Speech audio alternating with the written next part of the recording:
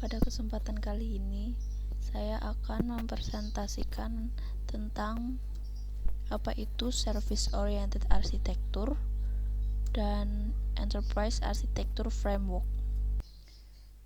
Namun sebelum membahas materi tentang SOA dan EA Framework ini, di sini saya akan menjelaskan tentang apa itu Sistem Informasi Enterprise.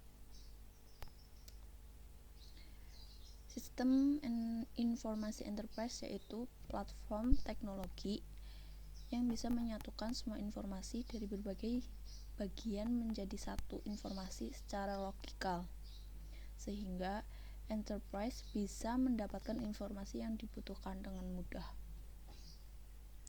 Dalam hal ini, tidak hanya sekedar penggunaan teknologi jaringan, misalnya LAN, sehingga antar divisi terhubung secara fisik, tapi juga integrasi proses bisnis masing-masing divisi.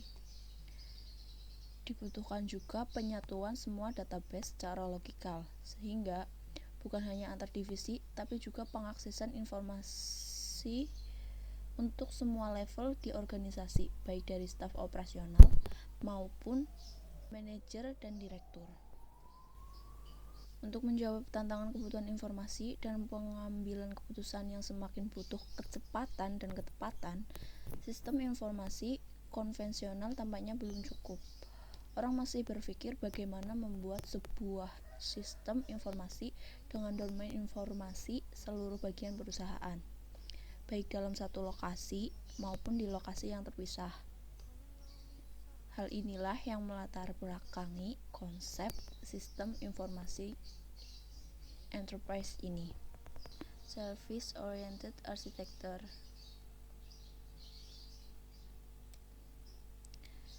Kita akan membahas SOA dalam arsitektur integrasi untuk aplikasi bisnis dan dalam perspektif bisnis dan teknologi. Apa itu SOA? SOA berupaya untuk mengatasi banyak kekurangan dari teknologi integrasi sebelumnya dengan menekankan aspek service. Service adalah unit tersendiri dari fungsionalitas bisnis yang terbuka dan tersedia untuk semua aplikasi enterprise. Selanjutnya yaitu Service Oriented Architecture dalam hal arsitektur integrasi untuk aplikasi bisnis. Mengapa kita membutuhkan aplikasi yang terintegrasi? Aplikasi integrasi dimulai karena adanya kebutuhan pertukaran data atau informasi antara aplikasi yang satu dengan aplikasi yang lain. Kebutuhan dari bisnis mengharapkan data atau informasi yang dipunyai oleh sebuah perusahaan dari suatu departemen atau subunit harus dikirimkan ke aplikasi lain yang dimiliki departemen atau subunit yang lain. Kebutuhan pertukaran data atau informasi ini pun bisa berlaku dalam skala lebih luas, misalnya antara sebuah perusahaan dengan perusahaan lain yang bisa jadi perusahaan tersebut berada dalam satu negara atau bahkan antara negara. Jadi mengapa kita membutuhkan aplikasi yang terintegrasi? Karena jika aplikasi yang berada di dalam sebuah perusahaan tidak mempunyai kemampuan di dalam mengkomunikasikan pertukaran informasi, maka akan terjadi banyak kendala dalam menjalankan bisnis. Ini adalah contoh gambar SOA approach. Dari gambar tersebut ditunjukkan bagaimana adanya kanosiasi atau mengidentifikasi kelompok fungsi bisnis yang umum yang mungkin dipakai berkali-kali oleh aplikasi-aplikasi di dalam sebuah perusahaan ke dalam service portfolio. Service yang umum ini didaftarkan pada service registrasi atau service katalog, sehingga memberikan visibilitas kepada develop ketika hendak melakukan pengimplementasian aplikasi komposit.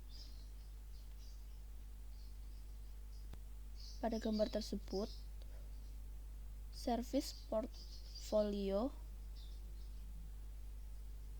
dibangunlah aplikasi-aplikasi komposit yang merupakan orchestration dari berbagai service.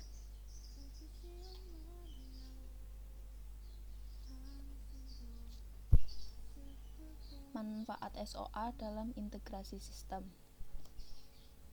Yang pertama yaitu service usability. Maksudnya, fungsi yang diekspos sebagai service mempunyai kemungkinan digunakan kembali di dalam implementasi aplikasi yang berada di perusahaan. Manfaat yang kedua yaitu interoperability. Komunikasi antar service akan tetap terjadi dan tidak mempunyai ketergantungan pada jenis platform service, akan terintegrasi secara loosely coupled dari sebuah aplikasi dengan aplikasi lainnya. Manfaat ketiga yaitu scalability. Maksudnya, aplikasi secara fleksibel dapat diubah seiring kebutuhan perkembangan bisnis, tanpa mempengaruhi ketergantungan aplikasi lain yang sedang terintegrasi. Manfaat keempat yaitu cost efficiency. Biaya dapat ditekan sebab dengan menggunakan ulang service yang ada, yaitu service reusability, jumlah waktu dan tenaga yang diperlukan juga akan lebih rendah. Selain itu juga akan meminimalkan effort di dalam penggandaan service akibat tidak adanya visibilitas terhadap service yang telah ada terlebih dahulu. Dapat disimpulkan bahwa pentingnya integrasi pada aplikasi-aplikasi di dalam perusahaan atau organisasi secara real time, dan SOA menjadi style arsitektur untuk menata integrasi ini berjalan dengan baik. Selanjutnya yaitu kita membahas tentang service oriented arsitektur dalam perspektif bisnis dan teknologi.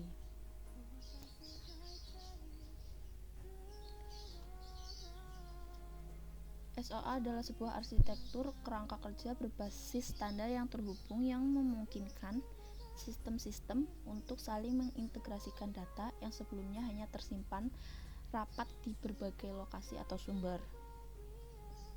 Dengan kata lain, SOA merupakan arsitektur yang mendukung integrasi bisnis sebagai layanan yang terhubung dan menjadi jalan menuju inovasi. SOA juga menjadi strategi bisnis berbasis teknologi dan hasil evolusi untuk mengintegrasi berbagai sumber informasi dari sumber kode atau platform yang berbeda-beda. Pada gambar tersebut memberikan gambaran secara khusus tentang proses dan abstraksi dari SOA. Pada gambar itu, SOA abstraksi merupakan bagian yang sangat penting dalam proses pengembangan SOA. Secara umum, sistem yang terhubung dengan SOA terdiri dari sistem saat ini, sistem yang terhubung dengan customer service, ERP, dan juga web.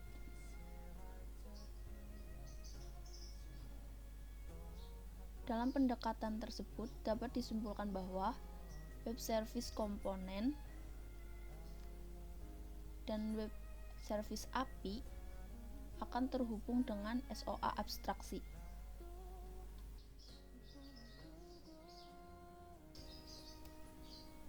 Konteks SOA adalah loose coupled, yang artinya sebuah service dapat dipanggil oleh program lainnya tanpa program pemanggil tersebut perlu memperhatikan di mana lokasi service yang dipanggil berada dan platform atau teknologi apa yang digunakan oleh service tersebut. Ini adalah ilustrasi dari SOA service.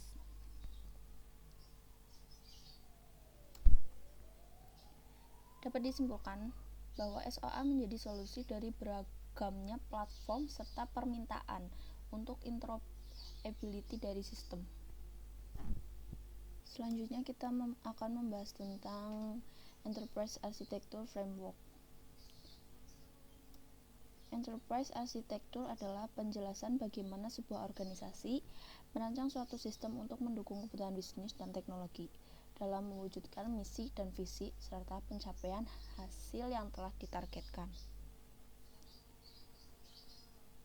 Munculnya EA diawali dari dua hal, yaitu sistem yang rumit, maksudnya di mana organisasi harus mengeluarkan biaya yang cukup besar untuk merancang atau mengembangkan sistem yang dimiliki. Sebab kedua yaitu keselarasan bisnis dengan teknologi, di mana banyaknya organisasi yang mengalami kesulitan dalam menyelaraskan kebutuhan bisnis dengan teknologi. EA memiliki 3 komponen utama, yaitu arsitektur bisnis, arsitektur sistem informasi, dan arsitektur teknologi.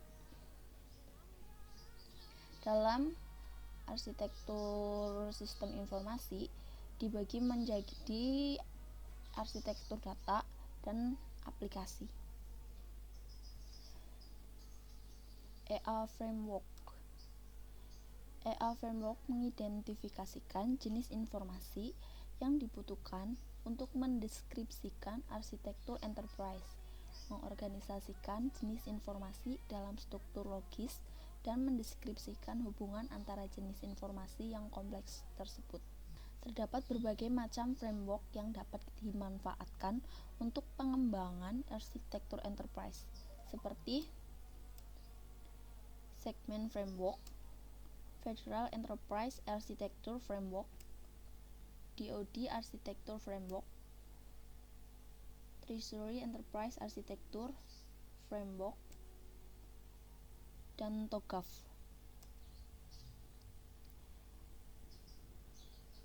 Pada gambar ini kita dapat melihat perkembangan EA Framework. Sejak John Zahman memperkenalkan konsep enterprise arsitekturnya pada tahun 1987 hingga 2005. Namun framework yang akan saya bahas ada 3, yaitu Zahman Framework, Federal Enterprise Architecture Framework, dan TOGAF. Yang pertama yaitu Zahman Framework. Zahman Framework diperkenalkan oleh Zahman sendiri. Zahman Framework merupakan suatu alat bantu yang dikembangkan untuk memotret arsitektur organisasi dari berbagai sudut pandang dan aspek, sehingga didapatkan gambaran organisasi secara utuh. Kita lihat gambar Zahman Framework. Pada gambar tersebut,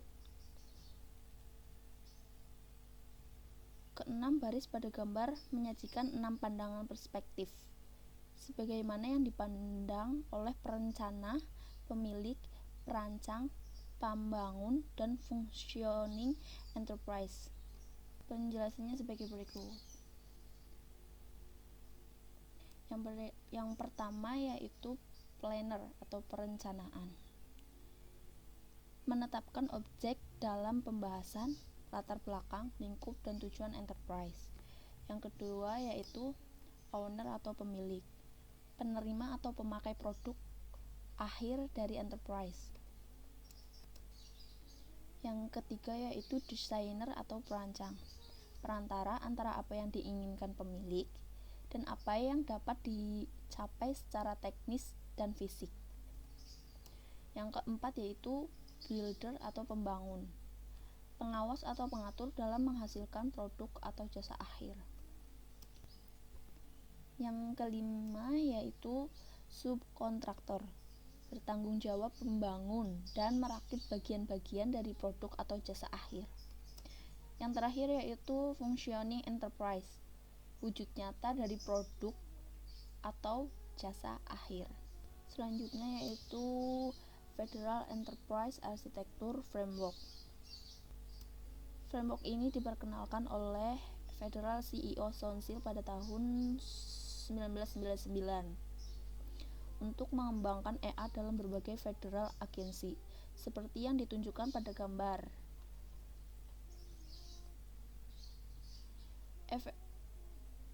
Framework ini juga mendukung komponen EA, yaitu arsitektur bisnis, data, aplikasi, dan teknologi. Selain itu, framework ini telah mengadopsi 3 kolom utama dari Zahman Framework yang terdiri dari deskripsi data, deskripsi fungsi, dan deskripsi jaringan.